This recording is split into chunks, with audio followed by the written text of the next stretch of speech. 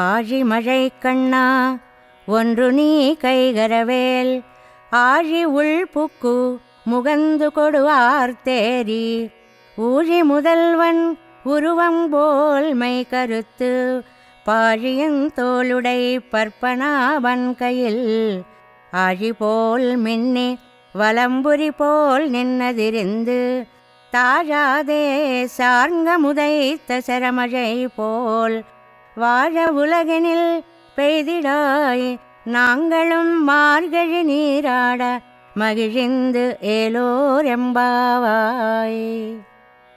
అనన్యమైన భక్తితో పరమాత్మను ఆశ్రయిస్తే ఇతర దేవతలందరూ కూడా ఆజ్ఞావశవర్తులై ఉంటారు అంటుంది తల్లి ఈ పాసురంలో.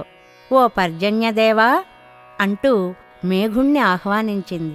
ఓ గంభీర స్వభావ, లోకానికి జలమునందించే దేవుడివి కదా నువ్వు. జలాలనివ్వడంలో ఏమాత్రం సంకోచింపకు సుమా.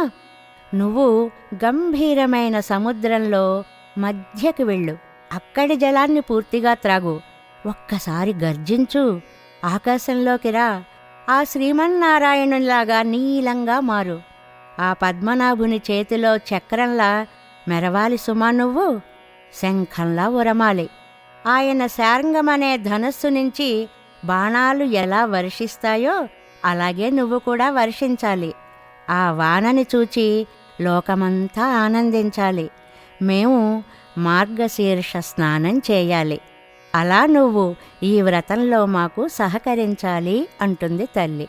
ఆజి మழை కన్నా ఒன்று நீ கைகரவேல் ஆழி உள்புக்கு முகந்து கொடுவார் தேரி ஊழி முதல்வன் உருவம் போல் மை கருத்து பாழியின் தோளுடை பற்பனாவன் கையில் ஆழி போல் மின்னி வலம்புரி போல் நின்னதிருந்து தாழாதே சார்ங்க முதைத்த சரமழை போல் வாழ உலகினில் பெய்திடாய் நாங்களும் மார்கழி நீராட మగిజిందు ఏలోరెంబావాయ్.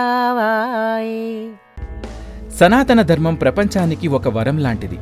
సనాతన ధర్మం యొక్క గొప్పతనాన్ని మేము untold stories from Hinduism, Vedic facts, ధర్మ సందేహాల ద్వారా మనలో చాలా మందికి తెలియని విషయాలు చెప్తూ జాగృతిపరిచే ప్రయత్నం చేస్తున్నాం.